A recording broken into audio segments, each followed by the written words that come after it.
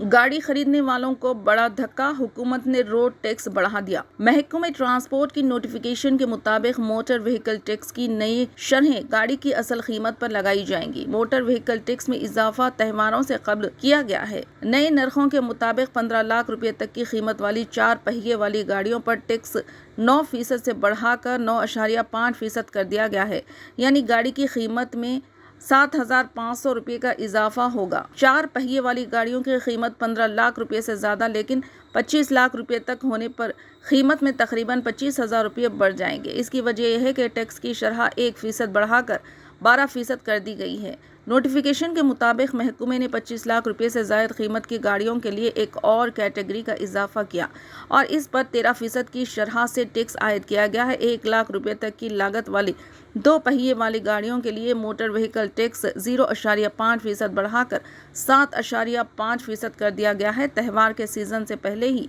गाड़ी खरीदने वालों को बड़ा धचका लगा है।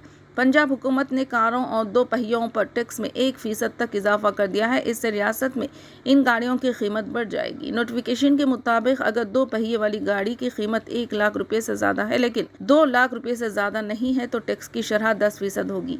नोटिफिकेशन के मुताबिक 2 लाख रुपये से ज़्यादा की कीमत वाले 2 पहियों वाली गाड़ियों पर 11% मोटर व्हीकल टैक्स लगेगा।